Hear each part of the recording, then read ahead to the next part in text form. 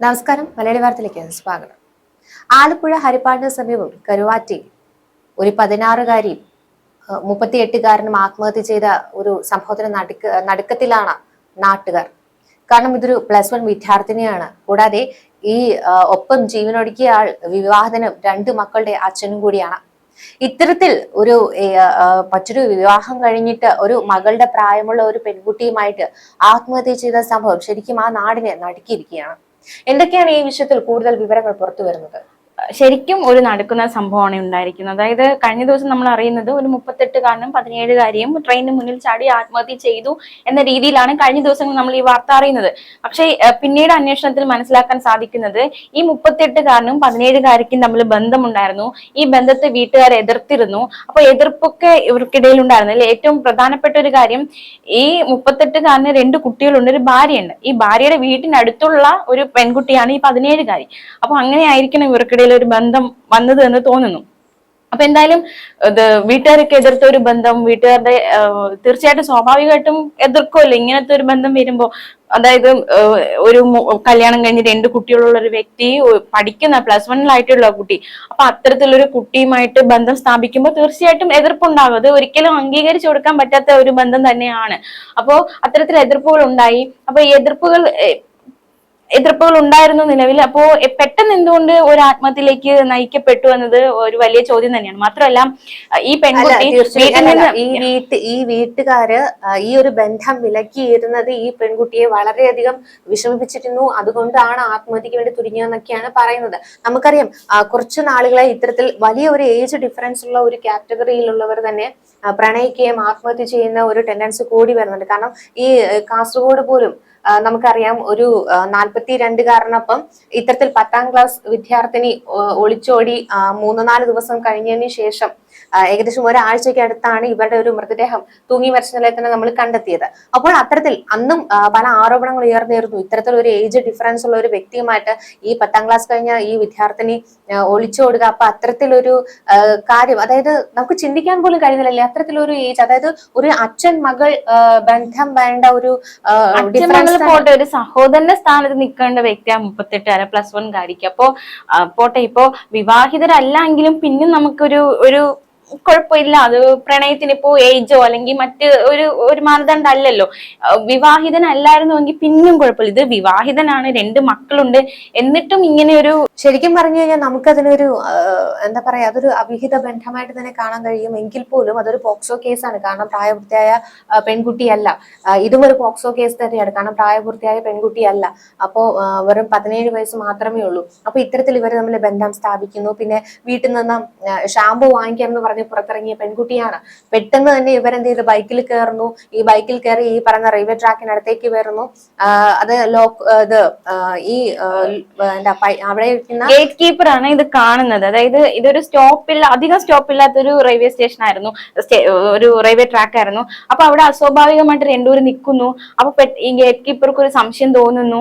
പെട്ടെന്ന് തന്നെ ഈ ട്രെയിൻ വന്നപ്പോ ഇവര് ചെരുപ്പ് ഊരിയിട്ട്, ലിമിറ്റഡ് സ്റ്റേഷൻ ആണ്, അവിടെയാണ് ഈ അവർക്ക് വളരെ വിദൂരതയിൽ നിൽക്കുമ്പോൾ തന്നെ ഈ ട്രെയിൻ വരുന്നത് കാണാൻ കഴിയും. പെട്ടെന്ന് തന്നെയാണ് ഇവർ ചെരുപ്പ് ഊരിക്കൊണ്ട് ഈ ട്രാക്കിലേക്ക് കയറാം. അപ്പൊ പോലും അയാൾ വിളിച്ചു പറയുന്നുണ്ട്, ചാടരുത്. അതെ, പെട്ടെന്ന് ആ വ്യക്തിക്ക് എന്തെങ്കിലും ചെയ്യാനാകുന്നതിന് മുന്നേ തന്നെ ഇത് ഒരു സ്ട്രെയിറ്റ് ആയിട്ട് എടുക്കുന്ന ഒരു റെയിൽവേ ട്രാക്കാണ്. അപ്പോൾ ദൂരെ നിന്ന് വരുന്നത് കാണാൻ പറ്റും. വളവ് തിരിവൊന്നും ഇല്ല. അപ്പോൾ ദൂരെ നിന്ന് വരുന്നത് കാണാൻ പറ്റും. ഈ ഗേറ്റ് കീപ്പർക്ക് എന്തെങ്കിലും ചെയ്യാൻ പറ്റുന്നതിന് മുന്നേ തന്നെ അവര് ട്രെയിനിന് മുന്നിൽ ചാടി ചിതറിപ്പോയത്. തലച്ചോറൊക്കെ ചിതറി എന്നാണ് പറയുന്നത്. അതായത് തിരിച്ചറിയാൻ പറ്റാത്ത രീതിയിൽ അത് ചിതറിപ്പോയി. അപ്പോ തീർച്ചയായിട്ടും എന്താണ് സംഭവിച്ചത് ഈ കുട്ടികൾക്കൊക്കെ? അതായത് ഇപ്പോ പോലീസ് അന്വേഷണത്തിലാണ് ഇത്തരത്തിൽ ബന്ധമുണ്ടായിരുന്നത്. മനോനിലയൊക്കെ തെറ്റിപ്പോകുന്നെന്ന് വേണം കരുതാൻ. ചില ബന്ധങ്ങൾക്ക്, അല്ലെങ്കിൽ നമ്മൾ കൽപ്പിക്കേണ്ട കുറച്ച് ബന്ധങ്ങൾക്ക്, അതായത് ഇപ്പോ ഒരു അയൽവാസിയാണെങ്കിൽ അത് അയൽവാസിയാണ് എന്നുള്ളൊരു ബോധത്തോടു കൂടി അയാളോട് പെരുമാറാനും ആ ഒരു അടുപ്പം സൂക്ഷിക്കാനും ഇന്നത്തെ കുഞ്ഞുങ്ങൾക്ക് കഴിയുന്നില്ല എന്നുള്ളതാണ്. അവർക്ക് തോന്നുന്നത് മറ്റു പലതുമാണ്. അതായത് ഒരു അയൽവാസിയാണെങ്കിൽ പോലും ഒരു 2 ദിവസം ഒരു വണ്ടിയിൽ കയറ്റി ഒരു ലിഫ്റ്റ് കൊടുത്ത് സ്കൂളിലേക്ക് കൊണ്ടിറക്കി വിട്ടു കഴിഞ്ഞാൽ പിന്നെ ഇവർ തമ്മിൽ ഉണ്ടാകുന്നത് ഒരു പ്രണയബന്ധമായി മാറുകയാണ്. കാരണം അത്തരത്തിൽ ഇയാളൊരു വിവാഹിതനാണ്, 2 മക്കളെ കുറിച്ച് ഓർത്തില്ല, സ്വന്തം ഭാര്യയെ കുറിച്ച് ഓർത്തില്ല. അവരൊക്കെ ഈ വിവരം അറിഞ്ഞിട്ട് പോലും ഒരു ഉളുപ്പില്ലാതെയാണ് ഈ ഒരു പെൺകുട്ടിയും അതും +1 വിദ്യാർത്ഥിയുമായിട്ട് ഇയാളൊരു ബന്ധം സ്ഥാപിച്ച് ആ ബന്ധം തുടർന്നു കൊണ്ട് പോകുന്നത്. അപ്പൊ അപ്പൊ ആ കുടുംബം മുഴുവൻ ഈ കാര്യം അറിഞ്ഞതാണ്. എന്നിട്ടും ഈ കുടുംബം മുഴുവൻ ഇത് വിലക്കുന്നു, എന്നിട്ടും ആ ബന്ധം തന്നെ തുടരുന്നു. അപ്പോൾ ഇതൊക്കെ ആ ഒരു കുടുംബത്തെ എത്രത്തോളം ആ കുടുംബത്തിലെ ബന്ധങ്ങളെ അത് എത്രത്തോളം ബാധിച്ചിട്ടുണ്ടാകാം. ആ കുടുംബത്തിലൊരു സമാധാന അന്തരീക്ഷം പോലും നഷ്ടപ്പെട്ടിട്ടുണ്ടാകാം. ആ കുഞ്ഞുങ്ങൾ എന്ത് പിഴച്ചിട്ടാണ് സ്വന്തം പിതാവ് ഇത്തരത്തിൽ മറ്റൊരു പെൺകുട്ടിയുമായി ആത്മഹത്യ ചെയ്യുന്നു. ആ കുഞ്ഞുങ്ങളുടെ ഭാവി ജീവിതത്തിൽ അത് എത്രത്തോളം ബാധിക്കും. കാരണം ഒരു ആരോഗ്യകരമായ ഒരു ബന്ധമാണ് ഇവിടെ നഷ്ടപ്പെട്ടിരിക്കുന്നത് എന്നുള്ളതാണ്. അതെ. അപ്പോ ഇയാളുമായിട്ടുള്ള ബന്ധത്തിൽ നിന്ന് വീട്ടുകാര് എതിർക്കാൻ അല്ലെങ്കിൽ പിന്നോട്ട് വലിക്കാൻ, പെൺകുട്ടിയെ നേർവഴിക്ക് നയിക്കാൻ മാതാപിതാക്കൾ ശ്രമിച്ചു. പക്ഷെ ആ ശ്രമമൊക്കെ വിഫലമായി പോയി എന്നതിന് ഉദാഹരണമാണ് ഇപ്പോൾ ഇവരുടെ ഈ ആത്മഹത്യ. അപ്പൊ തീർച്ചയായിട്ടും രണ്ട് കുടുംബങ്ങളാണ് ഇപ്പോ എന്ത് ചെയ്യണമെന്ന് അറിയാതെ നിൽക്കുന്നത് അല്ലെ. ഒന്ന് പെൺകുട്ടിയുടെ വീട്ടുകാർ, രണ്ട് ശ്രീജിത്തിന്റെ ഭാര്യയും മക്കളും. അപ്പൊ രണ്ട് കുടുംബങ്ങള് വളരെ ഒരു വേദനയിലൂടെ, അല്ലെങ്കിൽ ചുറ്റും നടന്നത് എന്താണ്, അല്ലെങ്കിൽ അത് ഉൾക്കൊള്ളാൻ കഴിയാത്ത രീതിയിലേക്ക് അവരെത്തിയിരിക്കുകയാണ്. അപ്പോ പറഞ്ഞതുപോലെ ബന്ധങ്ങൾക്കൊന്നും ഒരു ഇപ്പോഴത്തെ കുട്ടികളെ പറ്റി പറയുകയാണെങ്കിൽ എന്താ ചെയ്യുന്നത്, അല്ലെങ്കിൽ അവരെന്താ ചിന്തിക്കുന്നത് നമുക്ക് ചിന്തിക്കാൻ പോലും പറ്റാത്ത രീതിയിലാണ് പലരുടെയും ചിന്തകളും വിചാരങ്ങളും ഒക്കെ പോകുന്നത്. അപ്പോ +1 വിദ്യാർത്ഥിനി എന്ന് പറയുമ്പോൾ അല്പമൊക്കെ ചിന്തിക്കാൻ കഴിവുള്ള ഒരു കുട്ടി തന്നെയാണ്, കാര്യങ്ങൾ മനസ്സിലാക്കാൻ പ്രായത്തിലുള്ള ഒരു കുട്ടി തന്നെയാണ്. അപ്പോ ഇപ്പോ അയൽവാസിയാണ് ആ വ്യക്തിയുടെ ഭാര്യ. അപ്പോ കല്യാണം കഴിഞ്ഞ 2 കുട്ടികളുള്ള ഒരു വ്യക്തിയാണ് എന്ന് അറിയാവുന്ന ഒരു കുട്ടിയാണ്. അപ്പൊ എന്താണ് ഇവർക്കിടയിൽ സംഭവിച്ചതെന്നൊരു വലിയ ചോദ്യചിഹ്നം തന്നെയായിട്ട് നിൽക്കുമ്പോൾ പോലും പ്രാഥമിക അന്വേഷണത്തിൽ നമുക്ക് മനസ്സിലാക്കാൻ സാധിക്കുന്നത് ഇവർക്കിടയിൽ ബന്ധമുണ്ടായിരുന്നു, അത് എതിർക്കാൻ വീട്ടുകാർ ശ്രമിച്ചിരുന്നു. ഇനി എന്താണ് ആത്മഹത്യയിലേക്ക് നയിച്ചതെന്ന കാര്യം അത് വലിയൊരു ചോദ്യം തന്നെയായിട്ട് നിൽക്കുകയാണ്. നമുക്കറിയാം, ചില യൂട്യൂബ് ചാനലുകളൊക്കെ നമ്മൾ എടുത്തു നോക്കിയാൽ പോലും പല ഒളിച്ചോട്ട കഥകളിലെ കഥാപാത്രങ്ങളെ ഇരുത്തിക്കൊണ്ട് പല ഇന്റർവ്യൂകളും ഒക്കെ ഇറങ്ങാറുണ്ട്.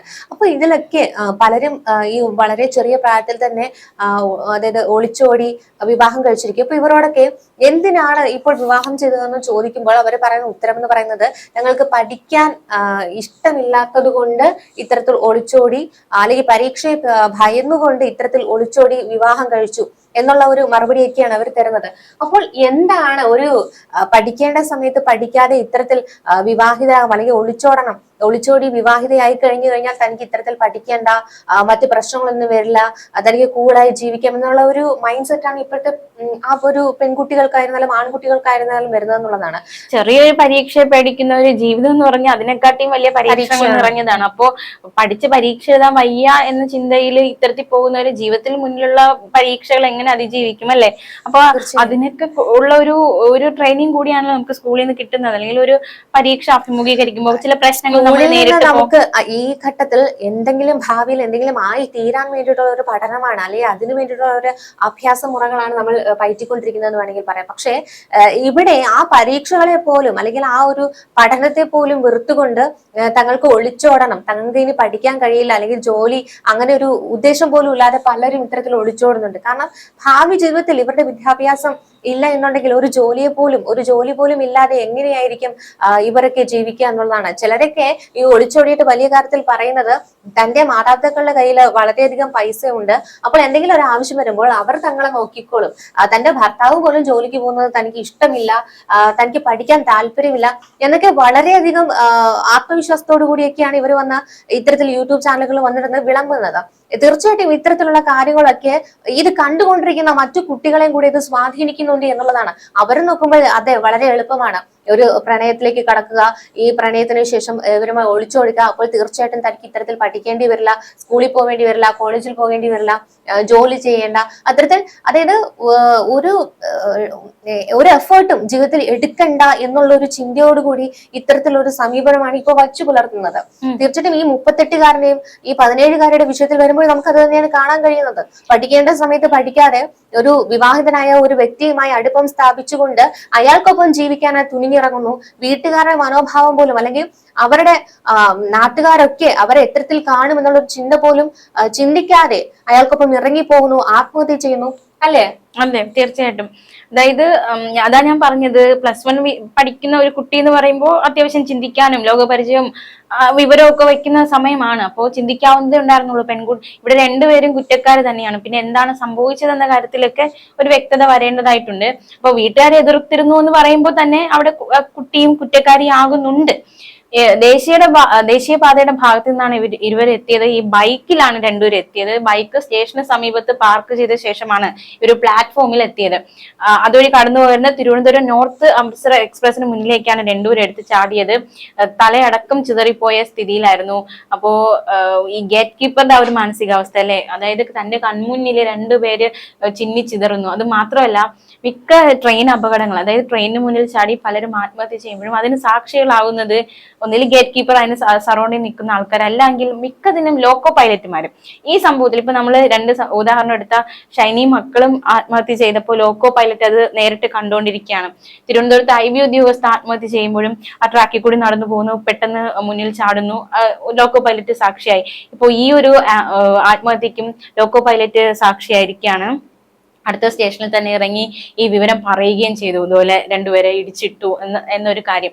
എന്തായാലും ഈ രണ്ടു പേർക്കിടയിൽ, ഈ 17 വയസ്സുള്ള പെൺകൊച്ചിനും 38 വയസ്സുള്ള ഇയാൾക്കും ഇടയിൽ എന്താണ് സംഭവിച്ചത് എന്ന ചോദ്യം ബാക്കിയാവുന്നുണ്ട്. പോസ്റ്റ്മോർട്ടം റിപ്പോർട്ട് വരേണ്ടതായിട്ടുണ്ട്. പോസ്റ്റ്മോർട്ടം റിപ്പോർട്ടിൽ എന്തെങ്കിലും അസ്വാഭാവികതകൾ തോന്നുന്നുണ്ടോ, മറ്റെന്തെങ്കിലും വിവരങ്ങൾ ഉണ്ടോ എന്നതടക്കമുള്ള ചോദ്യങ്ങൾ ശക്തമാവുന്നുണ്ട്. എന്തായാലും നടക്കുന്ന ഒരു സംഭവമായി പോയി. നമ്മുടെ വീട്ടിലെ കുട്ടികളെയൊക്കെ അവരെന്തെങ്കിലും ഒരു ആപത്തിൽ പോയി ചാടിയതിനു ശേഷം അവരെ പിന്തിരിപ്പിക്കുക എന്നത് വലിയ ശ്രമകരമായിട്ടുള്ള കാര്യം തന്നെയാണ്.